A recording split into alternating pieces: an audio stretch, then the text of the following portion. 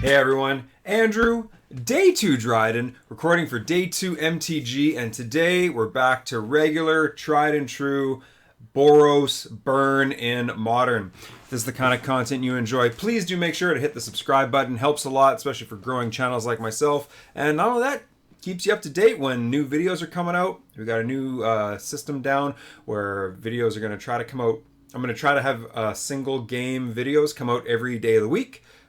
Every weekday of the week, Monday through Friday. So stay tuned for that. Notifications are going to be more important than ever. So today, we played mono red last week. I was trying to goof around with a little bit of things, just sort of test a bit, right? So we did mono red. Before that, we had sort of a sideboard that was like a lot of hate cards, like Rest in Pieces, Stony Silence, things like that. So we're going to go a bit more mainstream again, try to get back, make sure I know what regular burn still feels like in this meta. So normal mana base, what's sort of become the stock, or pretty close to the stock, Boros burn mana base. There's a little bit of play in here if you're going to run 4 Inspiring Vantage or 4 fetch lands or whatever you want to do. But I've got the 4 Sunbait Canyons, which are very, very, very stock at this point. I still like to have at least 3 basics, 2 Sacred Foundries, and then just the 3 Inspiring Vantage, which leaves room for if we still want to run 20 lands, which we were sort of getting away from for a while. But now that we've got these Sunbait Canyons to help us draw into more gas, 20 lands is, I think, still very, very, very much the right choice. Which leaves us with, I actually don't know what the number is. Is it 10 fetch lands? Or no, 8, right? 2, 4, 6, with 8 fetch lands. So, yeah, that's how that works. I don't know, aside from maybe toying around with 1 more Inspiring Vantage or, 1 fewer, like, basics. That's pretty much how the mana base is sort of supposed to look now. Outside of that, everything's still the same as well. Goblin Guides, Lava Spikes, Bolts, Swift Spears, all 4 ofs. Something I've done lately, but some people are only running 2 of in the main deck, is Skull Cracks. I am still wanting those main deck answers to life gain. I found it coming up a little bit. One other thing is I'm running 3 copies of Searing Blaze. It's not great against all the decks in the meta right now, specifically Tron, but one of the biggest decks going right now is Burn, and this is actually a really great card against Burn. So it could be possible, or it could be correct to be running 4 copies of these in the main deck. And you could maybe even talk about cutting something like Eidolon. Eidolon isn't great in the mirror match, and there are some matchups it is pretty bad against, like Tron, for example. But I still think it's a strong enough main deck card, especially against Death Shadow, other things like that, control decks. This is still a very, very strong card, and especially if you get it down on turn 2 on the play, totally changes the game. So I still think 4 copies is the right way to go, but I can see an argument for it going either way. For Boros Charm, for Lightning Helix, I mentioned how big Burn is right now. This is, again, one of the best cards in the mirror match, and there are a lot of racing situations. So, you could go down to maybe 3 copies, but I definitely want 4 right now, which leaves just room for 3 Rift Bolts and 2 Skewer the Critics. You could fill out these a bit more if you wanted sort of a lower mana curve. Technically, they are 3 converted mana cost spells, but as we know, you are hoping to cast them for 1. I think these other cards, especially because they're instant speed, things like Helix, Boros Charm, Skullcrack, they're better against things like Control. They can be better against things like Tron, and also, I said Control already, things like Death Shadow. The instant speed makes a big, big difference. So this is how I like to build it. I definitely want at least 3 Path to Exile in the sideboard right now. Core Firewalkers, Humans, and with Humans, Auriok Champions, Thought-Knot Seers, Wormcoil Engines. There's tons of great targets for this right now. Graveyard decks aren't huge at the moment, but you never know. Weird combo decks coming out of nowhere, Dredge and things like that, could still always pop up, and they're very, very strong. So I wouldn't mind a couple of silver bullets. I'll call them silver bullets against graveyard decks. One thing I haven't played with before on this channel, one thing's a little bit new, and pretty soon it's actually going to get replaced with a different 2-drop with Throne of Eldraine coming out. But thought I should give this card a little bit of love, a little bit of the spotlight before it gets pushed out, in my opinion, before what is probably a better card, Tocatli Honor Guard. So this is obviously great against any creature decks like Merfolk, Humans, Eldrazi, things like that. They're going to have a lot of triggers going on. Yeah, I mean, obviously it's great against all those, and I mean, read the card. That's sort of what it does, right?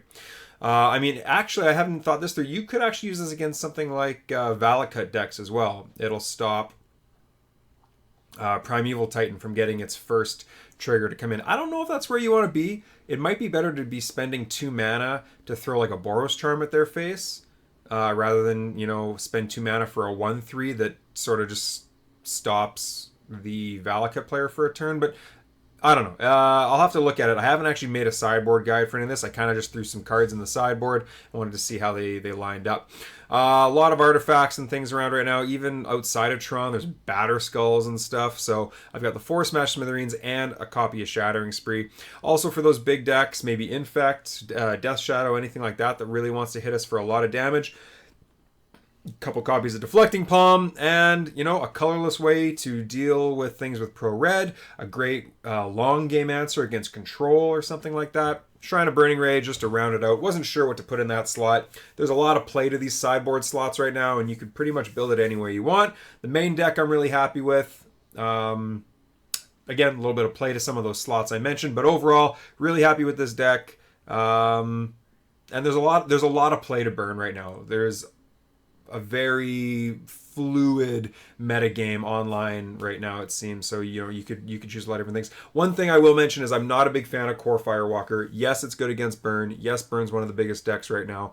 But the fact that it doesn't really have a great place in any of the other matchups makes me not love it. I do like Silver Bullet, like really strong cards in Modern. Problem is, when they're not super versatile, that's when I have a problem. So when, you know, Mono Red Phoenix and things like that were running around as well as Burn, yeah, no, I totally was happy to run Core Firewalkers. But when it's pretty much just Burn, that's my rule. If you want to run them, that's totally fine. It's a defensible choice, and hey, hopefully you get lucky and you run into Burn a bunch of times and you just, you know, get free easy wins with your Core Firewalkers. Either way though, this is the deck we're going to play with this week. This has been Andrew, Day 2 Dryden. Subscribe to the channel, and I will see you in round 1. Alright, round 1, and unfortunately we're on the draw, but we got a great hand. 3 lands, turn 1 Goblin Guide. Very happy with this. Let's see what we're up against. We are up against a player who went to 6 and Inkmoth Nexus and pass. Okay. Ooh, and that's going to be a good card. I'll hold on to the Searing Blaze. Oh, I didn't even realize I had a second Searing Blaze in my hand. I saw 3 lands, Goblin Guide, and spells. So yeah, let's go Goblin Guide with just the regular basic. And then see what happens. So, oh, okay. I was thinking we were up against Affinity or something, but no, this is very clearly Infect. Ooh, Spellskate. Okay. Well, I was going to say that's going to make these Searing Blazes really bad, but we do have the ability to hopefully attack in, and we'll see what they do. You got to think they're going to block, right? I mean, nice. Okay, good. So they blocked, which lets us get this Spellskate out of the way. Excellent news there. The other nice thing about this is that we don't have to worry about our life total at all. Basically, we're trying to count to 20 and they're trying to count to 10, but their 10 doesn't involve our life total. So we can fetch aggressively, we can do all kinds of stuff like that. The fact they don't have any blue mana is obviously good, but and if they don't play another land drop here, that's also obviously very good. Because that means this is pretty much their only... Oh, sick. Okay, great. So we're in very good shape here. We're in very, very good shape. I'm tempted to not draw them a land, but we need to get them dead, so... Okay. That's fine. They don't even have the mana to cast that, let alone anything else. I think we can pretty safely suspend a Rift Bolt. And, yeah, I mean, if they just want to attack with an Inkmoth Nexus and open mana, go for it. Okay, well, I want to cast my spells, so as much as I want to hold up landfall triggers and stuff, let's get the Skullcrack out of our hand. Actually, right now it's doing the same thing a Lightning Helix would do, but the can't gain life thing is pretty irrelevant against this opponent. So looks like we got lucky. They got stuck on lands, and we're probably going to be able to get away with one here. But actually, pretty much, definitely with that Eidolon. And look, there's a mutagenic growth too. So they're going to go down to, is it 5? Okay, so if I play the Eidolon, yeah, the game's over. I was just doing the math in my head to see if they died just from mutagenic growthing the Ink Moth, but no, they got one more spell in, so whatever. But they would have just been dead. Okay, so sideboarding against Infect. I'm losing.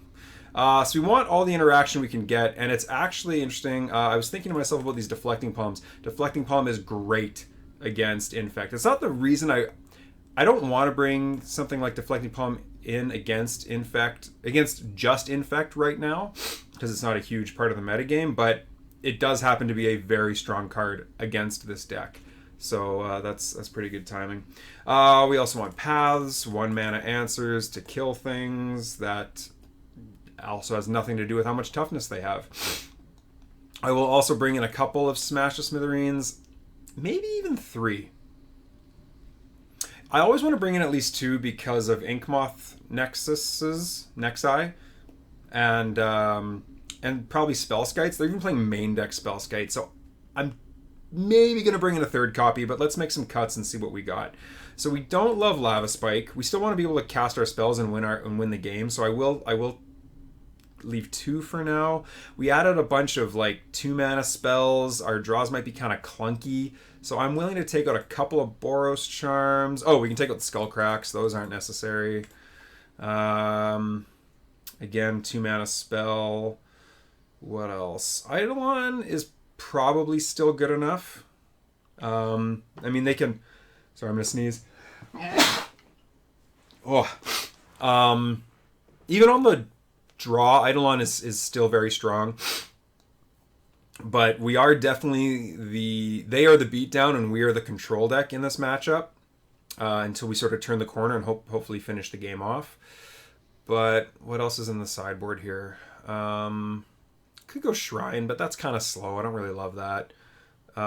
Rest in Peace for something like their Become Immense isn't really where we want to be. So out of these, yeah, I guess I'll add a 3rd one of those. That's probably fine. Yeah, something like this. Alright, this is kind of a tough choice, but I think I'm going to keep this hand. It's not great if we don't get another land eventually, but right off the hop, if they don't play a creature on turn 1, suspending this Rift Bolt is great. If they do play a creature on turn 1, if it's like a Noble Hierarch, I can just bolt it. If it's something like a Glistener Elf, I can play a Swift Spear to block if I need to. And we've got a lot of interaction. So it's not, and I mean, eventually, and even if we just sort of try to stabilize, oh, that's actually really good. Okay, so yeah, that's getting bolted 100%. That's what our first play is going to be. This is not even something I need to think about, so at least there's that. Now, depending what happens turn 2, I'm not sure. Obviously, I want to draw a land, but we'll have to see what happens here.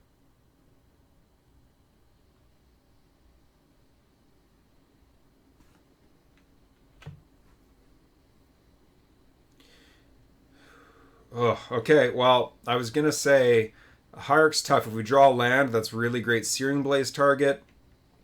But in all honesty, I think I need to bolt this thing again.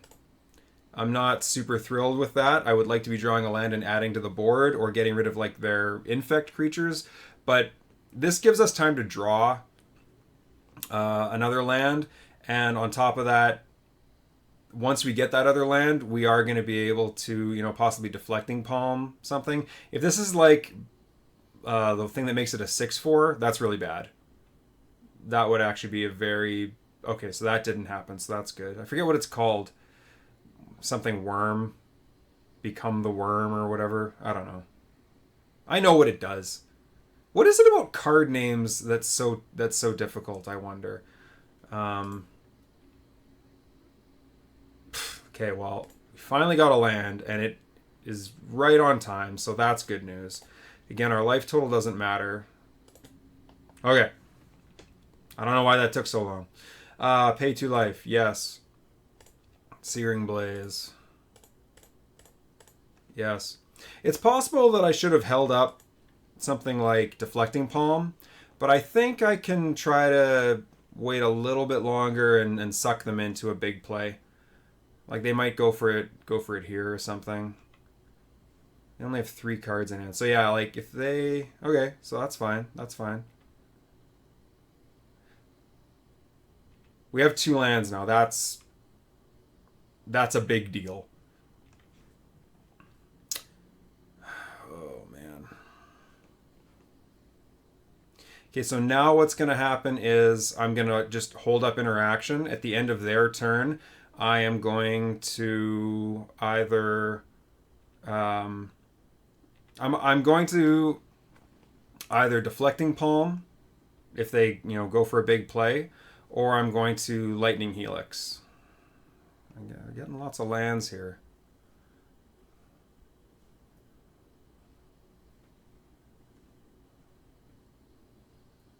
If they just attack for like 2 poison, I'm probably fine with that.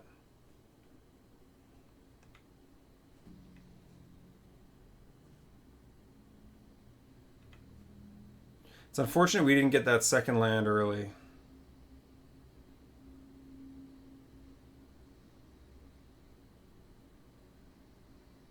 Resolves. Okay, go for it. Go for something big here. Alright, so now I have the choice of doing a Deflecting Palm for only 4. Yeah. Yeah, okay. I'll do this now.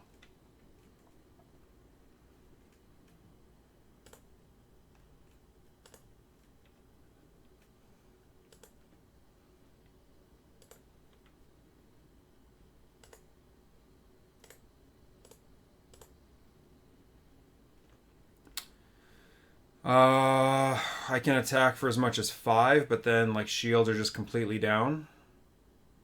Which means I'm taking at least 3, like just based on what's on board. No, I'll leave up interaction. One more turn.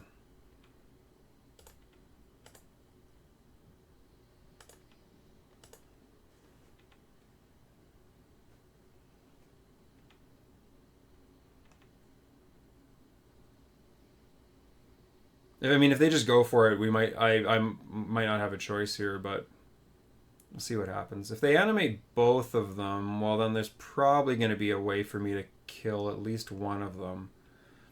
But they have a oh no, because they have a Blossoming Defense in hand. Yeah, if I just take 2, that's fine.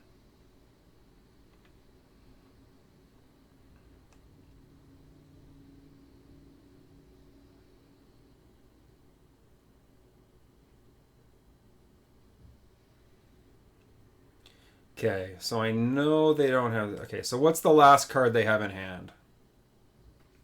I think their clock goes down way too far if I am able to kill this successfully, so this might be a mistake. But at a certain point, I have to kind of go in here. So hopefully they don't have a counter spell or something, but it's tough. I don't know. But comments on... Okay, yeah, so there we go. Yeah, they called it. They forced... Yeah, alright. So, good on them. That's tough. You know what? Actually, no, it was fine. Because if I let it resolve, then they just put that on the same thing. Unless they're playing around another... unless they're playing around another... Deflecting Palm. Which is fair, but I think if you're in that position, I think you just go for it. I think you do. Honestly, that was fine. We got a land a little bit late, and we were on the draw. So I think this is fine. Play first, yes. And I think it showed why those...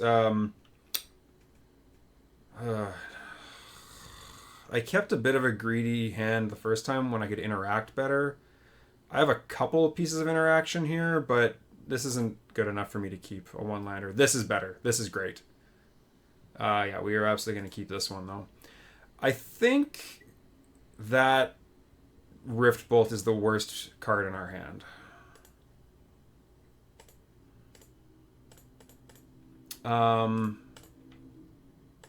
Yeah, that was a much worse hand for me than the first one land hand that I kept. This is pretty strong here. That's also great. No turn one play. I love it. I love it. Oh, that's also a very good answer to the spell skate that... Wait. Yeah, they did draw that spell skate. Sure. Sure.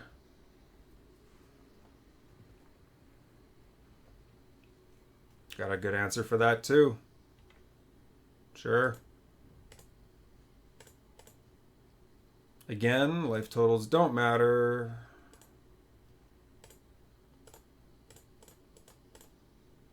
You go away now. Ooh. Yeah.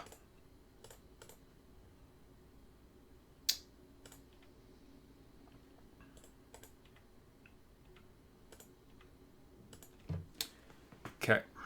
I didn't actually do the math. Maybe that was... Well, no, it's the same number of spells, but they could, I guess, play around more things. So they could animate the... Oh, that's fine too. Yeah, sure, play that. That's fine too.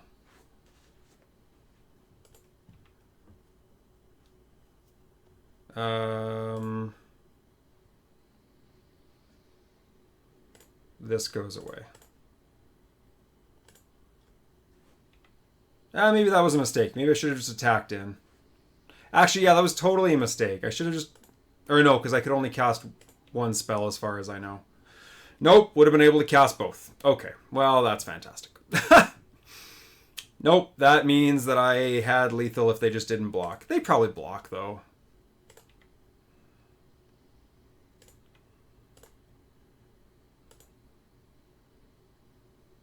I think they have to block here, too, but I could be wrong. Yeah, I had lethal if they didn't block, so, like, using it on the creature was pointless. This is also, like, pointless. This is fine. Sure. This is what I wanted to have happen anyway.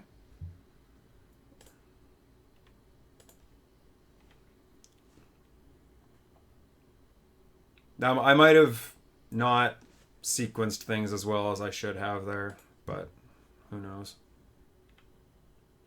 I am at 0 poison right now, though. I will say that.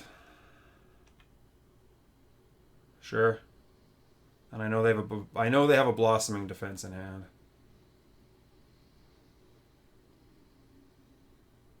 Oh God. Yeah, that's fine. I can take 4. Or I can take 6.